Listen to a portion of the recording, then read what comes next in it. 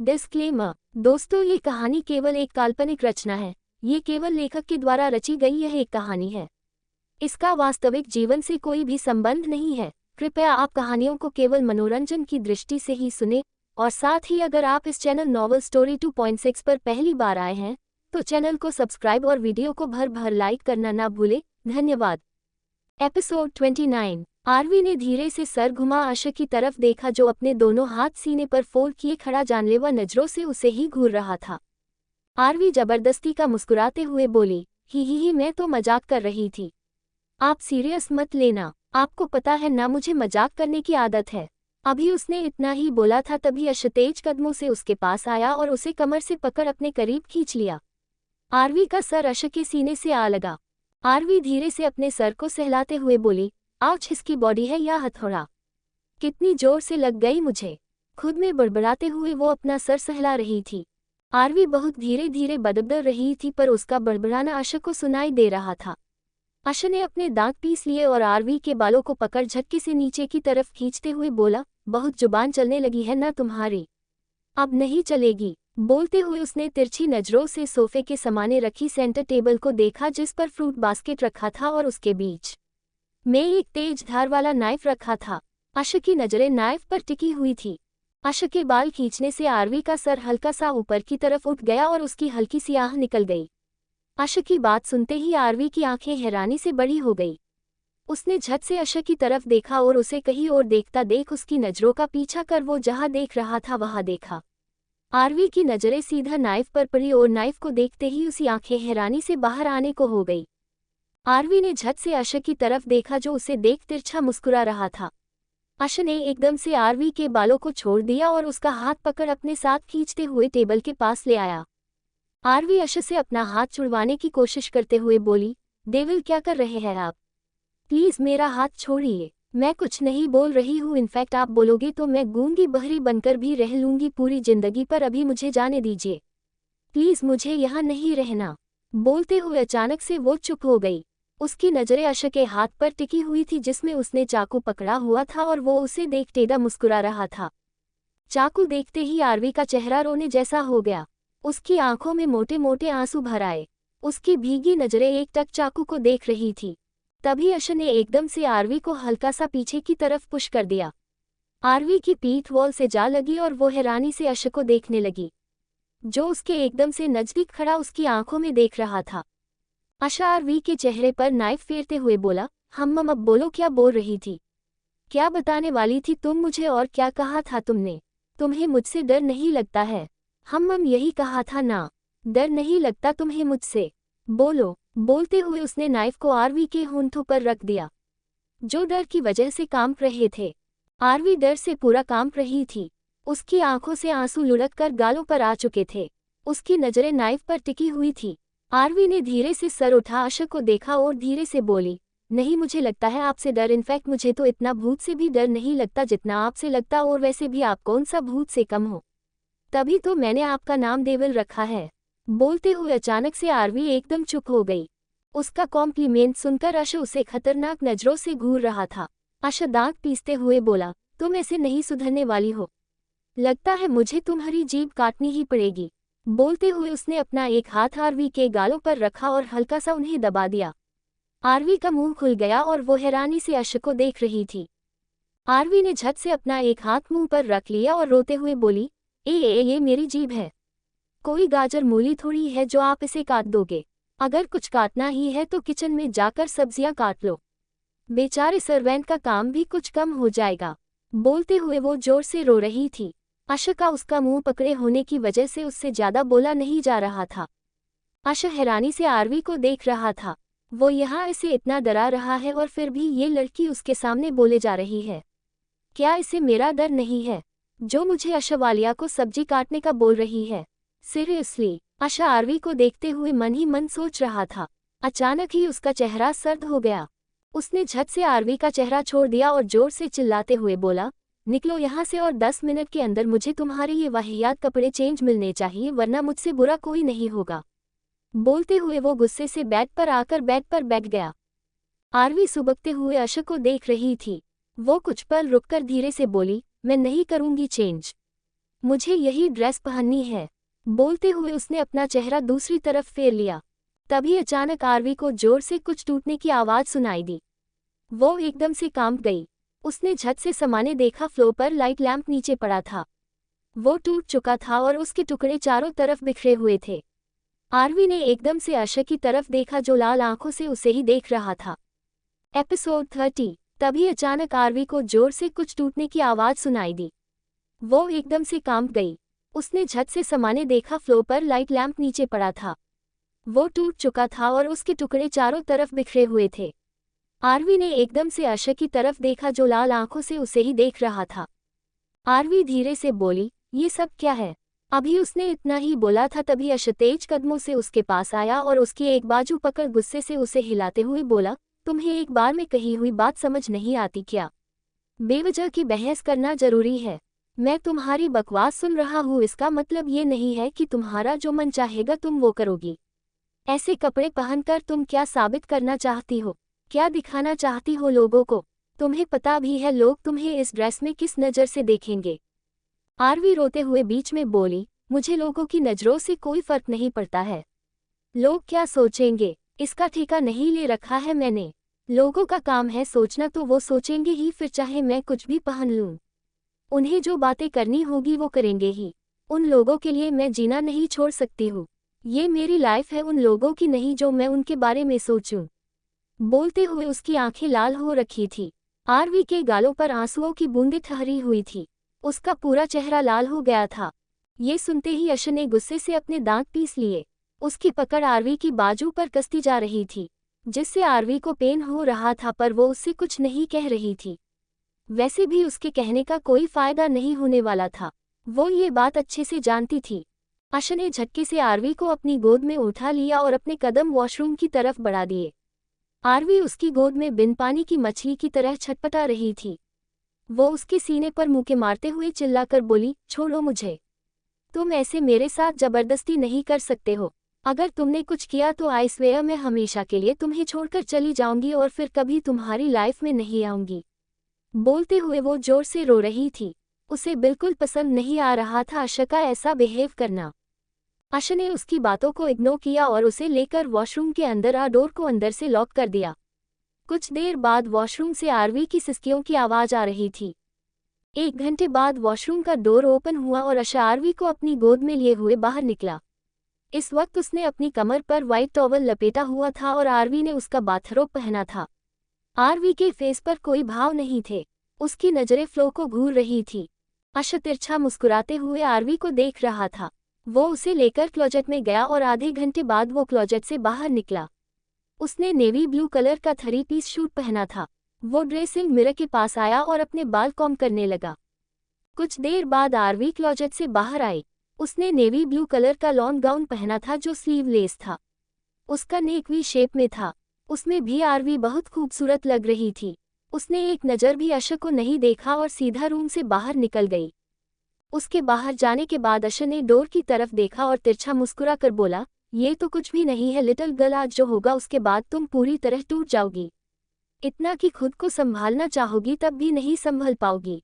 बोलते हुए उसके फेस पर अजीब सी स्माइल आ गई। उसने एक नज़र मिरर में खुद को देखा और फिर सीटी बजाते हुए रूम से बाहर निकल गया।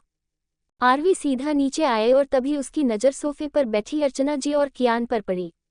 अर्चना जी ने सर उठा सामने देखा और उनकी नज़रें सीधा आरवी की तरफ चली गई।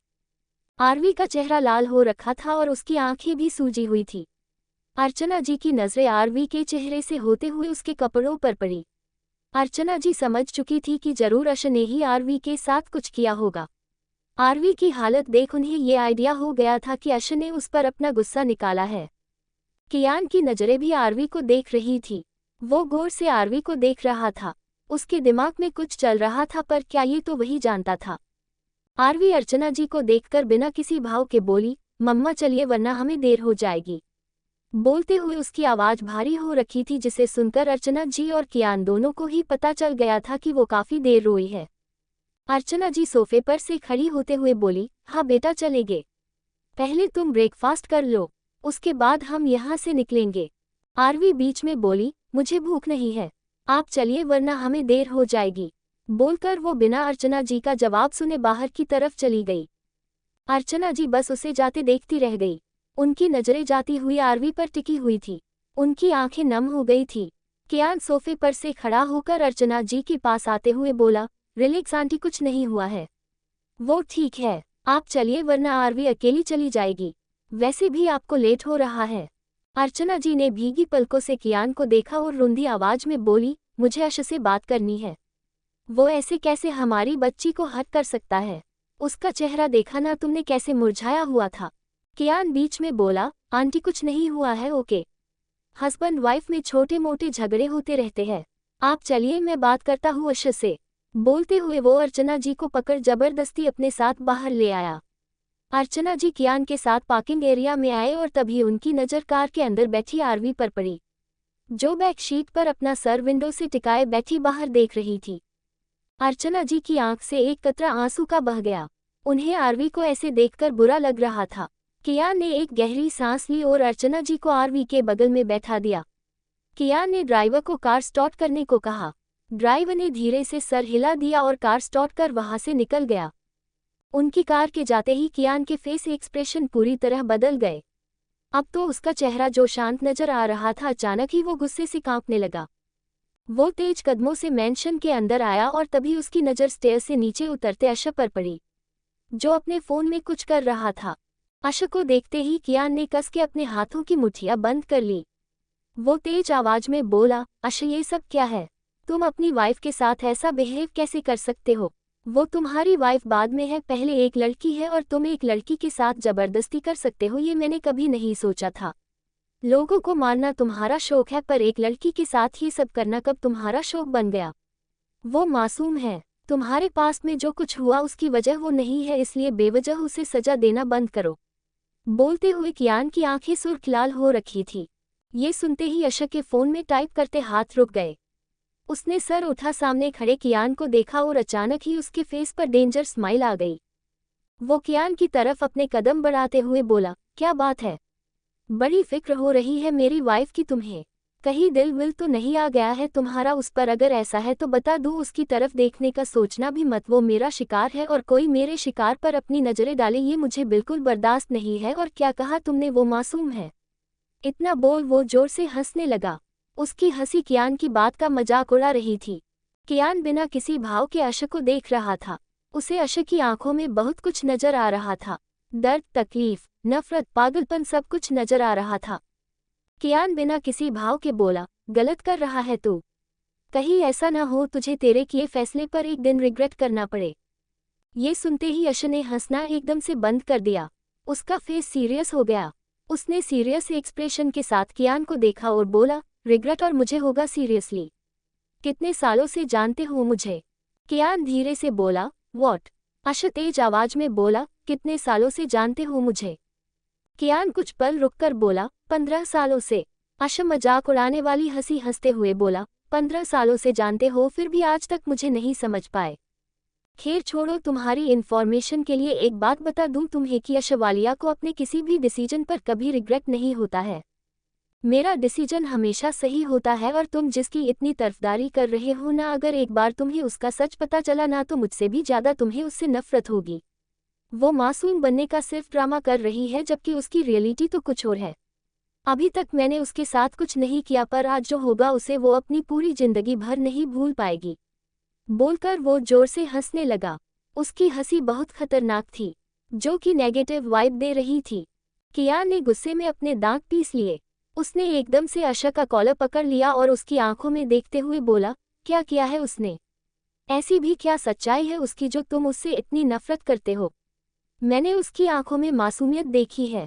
इंसान को एक ही नज़र में पहचान न लेता हूँ मैं, और मेरी इस स्किल पर मुझे कभी डाउट नहीं हुआ है और नहीं आज होगा। जरूर तुम्हें ही कुछ गलतफहमी हुई होगी। आरवी इनोसेंट है, उसने कुछ नहीं किया है। बोलते हुए उसकी आवाज़ काफी तेज थी। कियान के अचानक कॉलर पकड़ने पर अर्श का चेहरा काला पड़ गया। उसकी नजरें कियान के हाथों पर टिकी हुई थी, जिसमें उसने अभी भी उसके कॉलर को पकड़ा हुआ था। अर्श एकदम से चिल्लाते हुए बोला, let go of my collar, वरना मुझसे बुरा कोई नहीं होगा। दोस्त है इसलिए अभी तक बर्दाश्त कर रहा हूँ, वरना कब का यमलोक पहुंच चुका होता। बोलते हुए उसने कियान के हाथ अपने कॉलर से झटक दिए। एपिसोड 31। अक्षय एकदम से चिल्लाते हुए बोला, let go of my collar वरना मुझसे बुरा कोई नहीं होगा।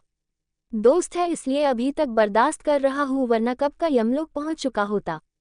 बोलते हुए उसने कियान के हाथ अपने कॉलर से झटक दिए। कियान हैरानी से अक्षय को देख रहा था जो लाल आंखों से उसे ही देख रहा था। कियान धीरे से बोला, अक्षय तुम।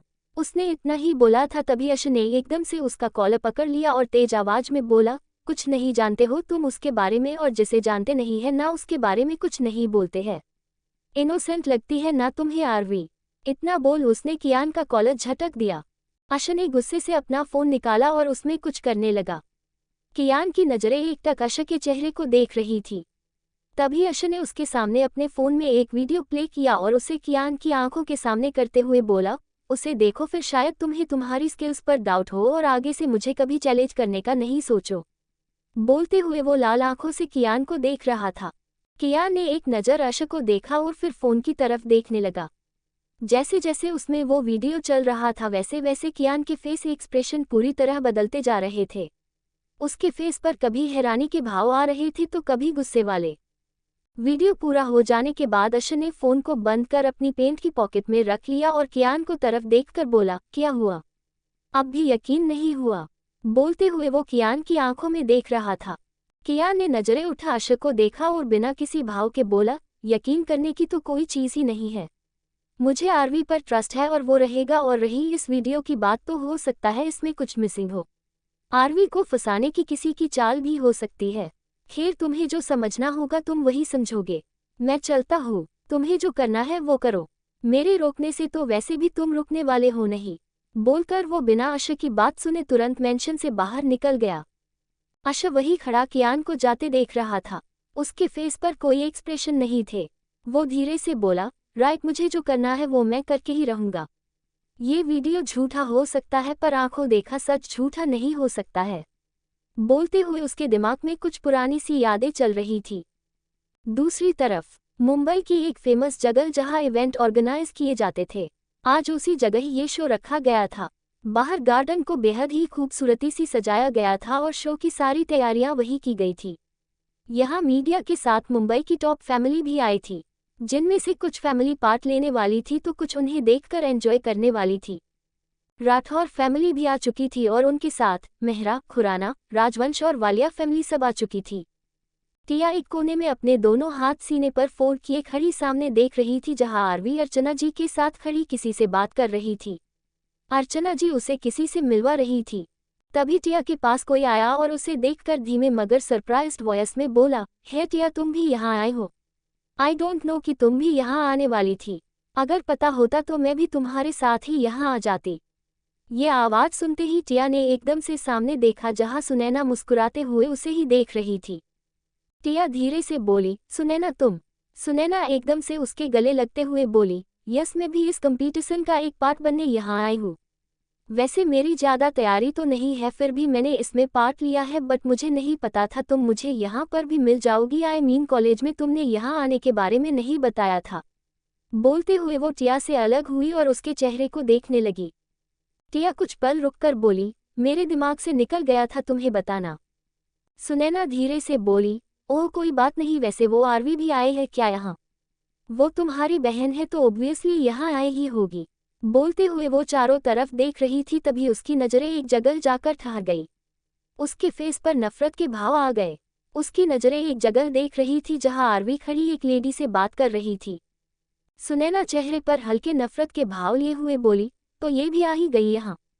कोई नहीं आ तो गई है बट सही सलामत नहीं जा पाएगी। कॉलेज में इसने मुझे मारा था ना, अब मैं भी इसे उसका बदला लेकर ही रहूंगी। बोलते हुए उसके फेस पर गहरी नफरत के भाव आ गए थे। ये सुनते ही टिया के फेस पर खतरनाक स्माइल आ गई। वो उसी तरह मुस्कुराते हुए बोली, रिलैक्स सुनैना तुम्हें कुछ करने की जरूरत नहीं है। हमने ऑलरेडी हमारा प्लान एग्जीक्यूट कर दिया है, अब बस देरी है तो धमाके होने की और उसके बाद इस आरवी की जिंदगी रेत की तरह हमेशा के लिए बिखर जाएगी। बोलकर वो तिरछा मुस्कुरा दी। सुनैना ने झट से उसकी तरफ देखा और कंफ्यूजन से बोली, क्या मतलब? मुझे कुछ समझ नहीं आया। साफ साफ कहो जो कहना है। ये पहेलियां मुझे समझ नहीं आती है। टिया ने सुनैना को देखा और डेविल स्माइल करते हुए बोली, वो थोड़ी देर में तुम्हें पता चल जाएगा, तुम बस वेट करो, यू नो ना इंतजार का फल मीठा होता है। बोलकर वो हंसते हुए दूसरी तरफ चली गई। सुनैना अभी भी वही खड़ी कंफ्यूजन से जाती हुई टिया को देख रही थी। उसने एक गहरी सांस ली और फिर वेटर से एक वाइन का ग्लास लेकर उसे पीते हुए एंजॉय करने लगी। अंशी एक कोने में खड़ी डरी हुई नजरों से चारों तरफ देख रही थी। वो पहली बार ऐसे किसी शो में आई थी। मिताली उसे जानबूझकर यहाँ लेकर आई थी। अंशी ने वाइट कलर का लॉन्ग गाउन पहना था और बालों को कल करके खुला छोड़ा हुआ था। उसके फेस पर हल्का मेकअप किया हुआ था जिसमें वो आज कयामत लग रही थी और आज ये सारी मेहरबानी उस पर मिताली और सुनैना ने की थी। गाउन, मेकअप सब कुछ सुनैना और मिताली ने किया था। वहीं इसी होटल के एक रूम में अभिषेक, आदित्य और नितिन सोफे पर बैठे वाइन पी रहे थे। उनके सामने टेबल पर 2 नोटों को गड्डी रखी हुई थी और एक वाइन की बोतल।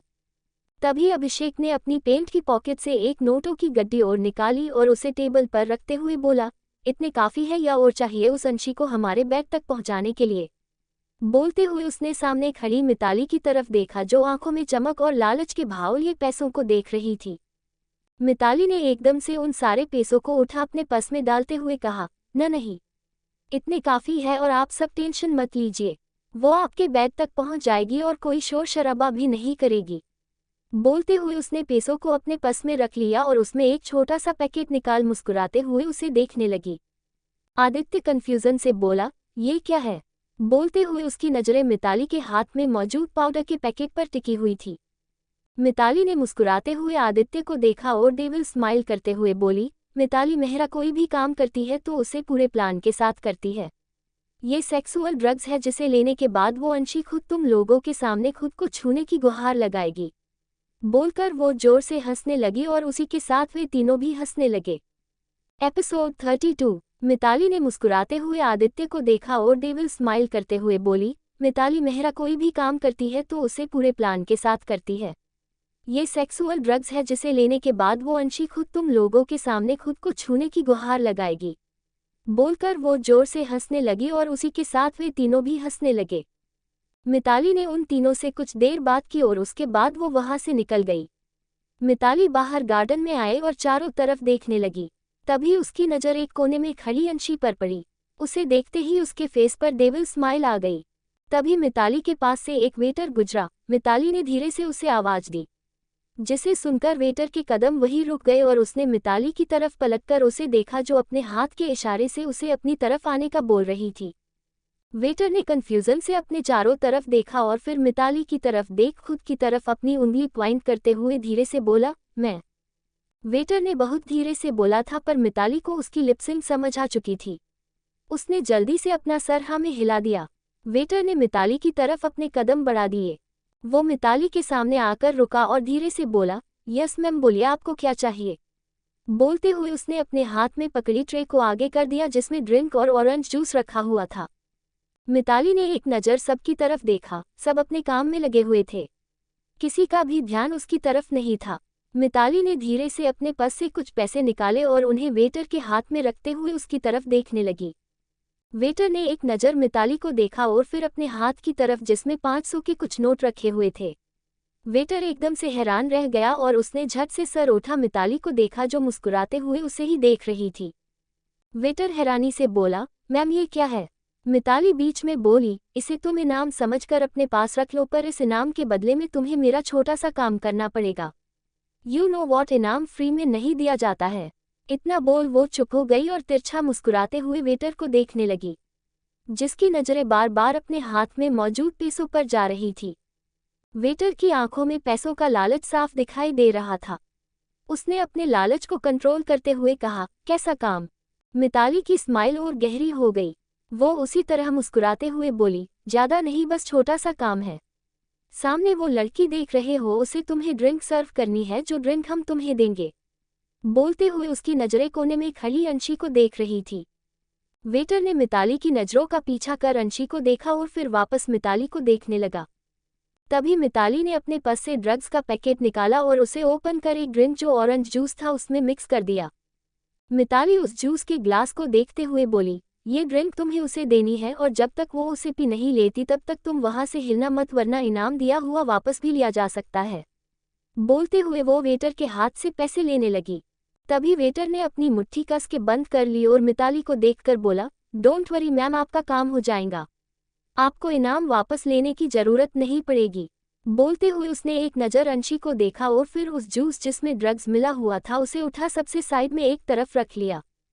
मिताली के फेस पर डेविल स्माइल आ गई। वेटर ट्रे लेकर अंशी की तरफ बढ़ गया। अंशी एक कोने में खड़ी चारों तरफ देख रही थी। उसे बार बार उबासी आ रही थी। वो अकेले खड़ी खड़ी बोर हो चुकी थी। वो यहाँ किसी को नहीं जानती थी और आरवी को उसने यहाँ देखा नहीं था, जिस वजह से वो अकेली ही वहाँ खड़ी थी। तभी उसके पास वेटर आया और ट्रे में से जूस का ग्लास उठा अंशी की तरफ बढ़ाते हुए बोला, मैम जूस। ये सुनते ही अंशी ने सर उठा सामने खड़े वेटर को देखा और फिर उस जूस के ग्लास को। अंशी कुछ पल रुककर धीरे से बोली, नो थैंक्स, मुझे नहीं चाहिए। ये सुनते ही वेटर का चेहरा पीला पड़ गया, पर दूसरे ही पल वो खुद को संभालते हुए बोला, मैम ले लीजिए, मैं कई देर से देख रहा हूँ आप यही खड़ी है, अकेले खड़ी बोर हो रही होंगी, जूस पी लीजिए, आपको वेटर फील होगा, एक बार ट्राई तो करके देखिए। अंशी ने एक नज़र वेटर को देखा और फिर जूस का ग्लास अपने हाथ में उठा लिया। उसने वेटर से कुछ नहीं कहा और जूस का शिप लेने लगी। पहला शिप लेते ही अंशी को कुछ अजीब सा लगा। जूस का टेस्ट थोड़ा डिफरेंट था।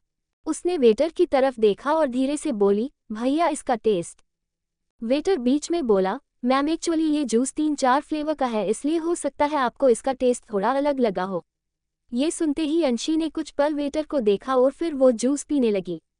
कुछ पल बाद उसने सारा ग्लास खाली कर दिया और खाली ग्लास को वापस वेटर की ट्रे में रख दिया। वेटर के होंठों पर अजीब सी स्माइल थी, जिसका रीजन अंशी नहीं समझ पाए। वेटर ट्रे लेकर वहां से चला गया। कंपटीशन थोड़ी देर में शुरू होने वाला था। तभी अचानक सबके कानों में बाहर बहुत सारी कार रुकने की आवाज़ सुनाई दी, जिसे सुन सबकी नज़रें मैन एंट्रेंस की तरफ चली गई। बाहर अशा और आर्यांश की कार के साथ बॉडीगार्ड की कार आकर रुकी थी। अशा और आर्यांश कार से बाहर निकले।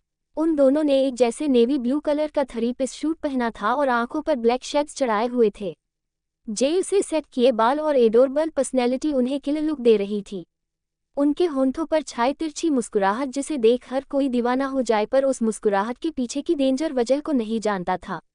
आर्यांश और अशा ने एक नज़र एक दूसरे को देखा और अचानक ही उनके फेस पर अजीब सी स्माइल आ गई। तो दोस्तों, आखिर कहानी में आगे क्या होगा, यह जानने के लिए इस स्टोरी को सुनते रहिए सिर्फ और सिर्फ novel_story_2.6 चैनल पर। और अगर कहानी आप सभी को पसंद आए तो वीडियो को लाइक, कमेंट और शेयर जरूर करें। धन्यवाद।